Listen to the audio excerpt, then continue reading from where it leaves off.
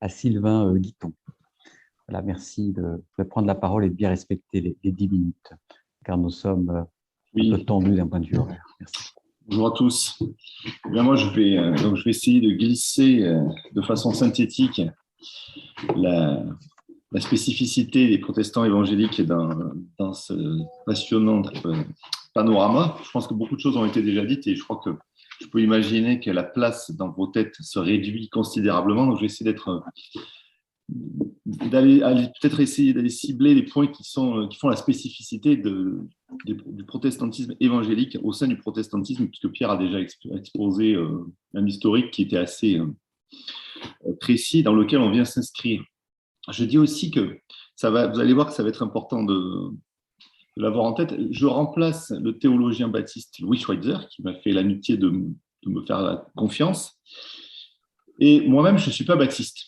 Je suis un évangélique libre, issu à la fois de l'héritage réformé, puisqu'on est issu de l'Église réformée, et en même temps de toute la tradition évangélique, influencée aussi par le baptisme. Donc, il y a un double héritage aussi dans ce que je vais exposer. Mais finalement, la position baptiste résume les fondements de ce qui est commun aux protestants évangéliques de manière générale, que ce soit pentecôtistes, que ce soit les églises de frères, les églises évangéliques libres, etc. On se retrouve plus ou moins sur des fondements. C'est ça que je vais vous préciser. Il y a une spécificité, c'est pour dire la complexité du sujet, c'est qu'il y a des évangéliques qui baptisent les enfants, c'est les réformés évangéliques. Mais ça, je les laisse de côté pour l'instant. Alors, je dirais que je vais pointer essentiellement un élément théologique et on va revenir juste dans l'histoire à ce XVIe siècle, là, autour de Zwingli, qui a déjà été évoqué. C'est là que des chrétiens donc, remettent en cause la pratique ancestrale du baptême des enfants petits. Ça a été dit. Et les débats qui sont nés ici, qui ont déjà été évoqués, ils vont se poursuivre longuement, puisqu'au XVIIe siècle, les premières églises baptistes proprement dites vont arriver. Donc, c'est déjà depuis le XVIIe siècle, le baptisme est présent.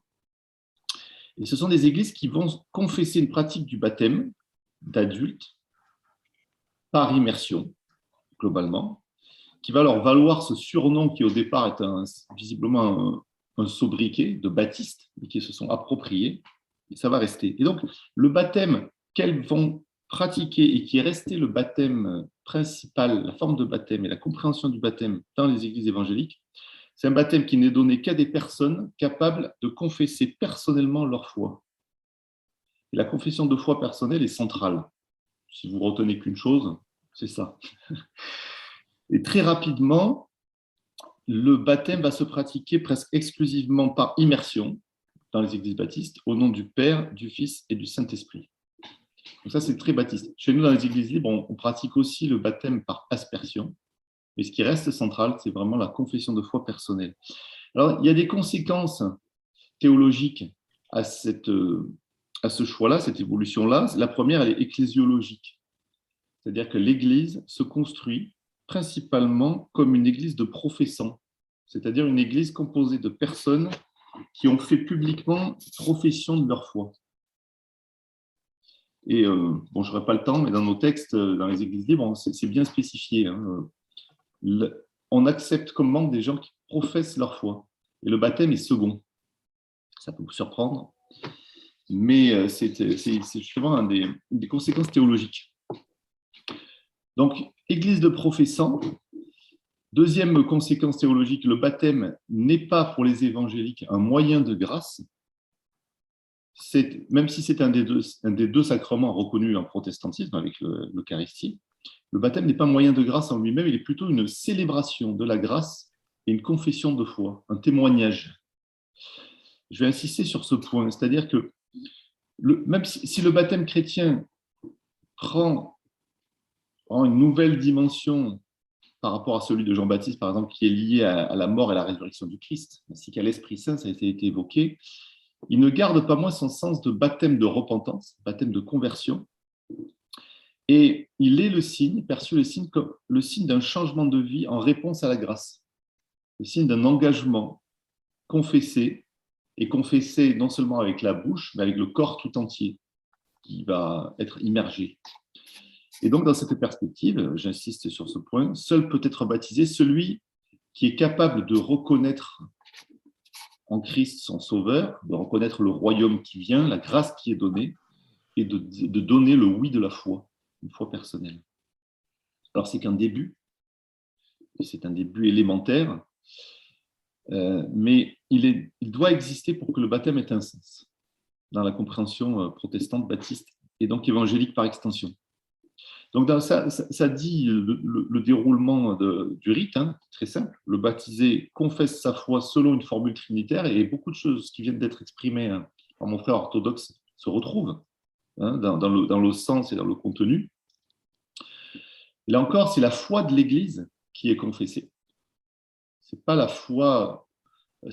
Le baptisé ne fait pas sa propre sauce à lui, il ne va pas proposer sa propre compréhension. Il confesse la foi de l'Église, à la fois en deux temps. D'abord en présentant son témoignage de vie, ça c'est une des grandes marques des évangéliques, ce qui l'a conduit à rencontrer le Christ, à venir se présenter devant l'assemblée pour demander le baptême, dans un premier temps. Et ensuite, au moment du baptême, il va donner son acquiescement, son oui, à une confession de foi qui est là prononcée par le pasteur, par celui qui baptise, et qui est la confession de foi trinitaire qu'on retrouve dans ce qui a été évoqué tout à l'heure. Exactement. Donc, on dira que la spécificité ici, peut-être, je ne sais pas si c'est vraiment spécifique, en tout cas, ce qui nous paraît important dans le monde évangélique, c'est cette idée que le baptême est un signe et non un moyen de grâce. Il est l'expression de l'œuvre de Christ préexistante dans la vie de celui qui se fait baptiser. Il dit la foi, la nouvelle naissance, le don de l'esprit.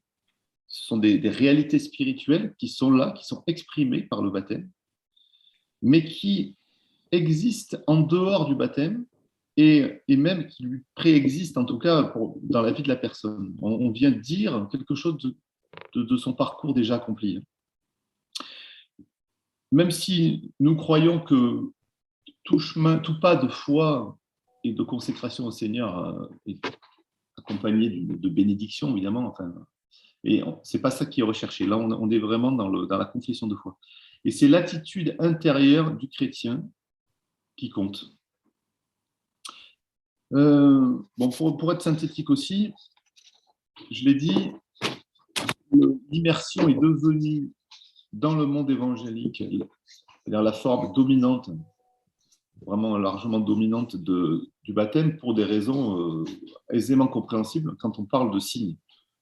Puisque l'impact, la partie symbolique du geste est première, eh bien, l'immersion nous semble la forme la plus parlante. Hein, c'est-à-dire qu'on dit à la fois la purification, la mort en Christ et la nouvelle naissance. Et c'est vraiment c'est pour ça que le focus est mis sur l'immersion. Et dans nos églises, dans les églises libres, c'est spécifié dans nos textes, on ne fait pas de la forme du baptême un point important. C'est-à-dire que immersion ou aspersion, peu importe. En fait. Ce qui compte, c'est vraiment le sens qui est donné et la compréhension que la personne a de ce baptême. Et puis, on ne baptise pas les enfants, donc la pratique, pour la raison qui vient d'être évoquée. Hein. Alors, du coup, quand s'arrête l'enfance, c'est une bonne question, on pourrait en débattre longtemps. On a des grands enfants. Mais on va dire que dans nos textes, bon, il y a une indication autour de 13 ans. C'est simplement l'idée que la personne ait une maturité suffisante pour ne pas simplement suivre la foi de la famille, mais faire un chemin personnel. Mais là aussi, ça pose des questions. On pourra peut-être en parler dans un petit groupe, parce que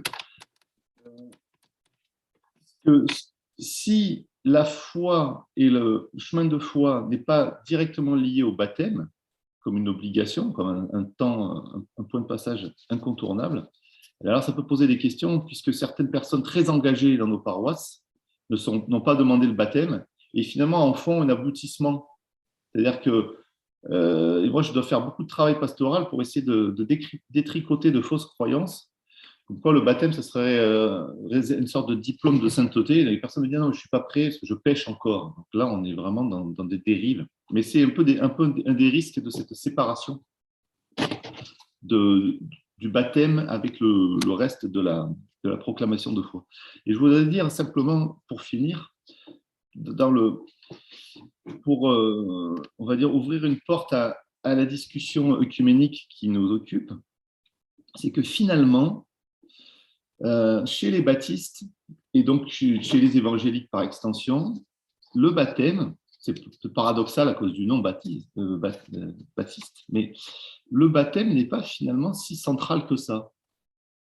Et du coup, il y a là une véritable, une ouverture pour nous dans l'accueil de chrétiens de toute confession, de toutes origines, puisque ce qui est remis en question, c'est la forme du baptême, mais pas le fond.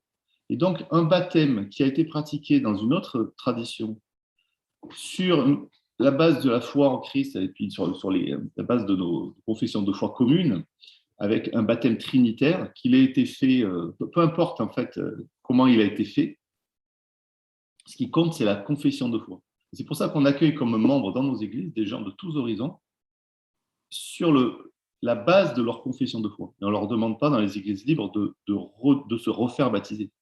On leur demande de confesser leur foi. Voilà. Je pense que c'était important de le dire parce que je pense que voilà, il y a beaucoup de représentations de ce que l'autre pense ou attribue comme sens au baptême. Et chez nous, donc, puisque la foi peut exister sans le baptême, eh bien, elle est accueillie aussi. Et la personne est reconnue comme frère et sœur et membre du corps de Christ, à égalité avec celui qui a été baptisé dans l'Église, dans une tradition évangélique, à partir du moment où il confesse sa foi. Bon, je m'arrête là parce que le temps a filé. Et voilà, je suis discipliné, donc je m'arrête. Merci beaucoup Sylvain, merci aux 4 intervenants, c'était tout à fait passionnant de vous écouter. Alors, nous allons maintenant partir en petits groupes, sans bouger de notre chaise, même si on a le droit de s'étirer un petit peu, parce qu'on est concentré sur l'écoute, mais il faut aussi bouger un tout petit peu le temps que le transfert se fasse. Donc, nous partons en 7 groupes pendant pas tout à fait 20 minutes. Et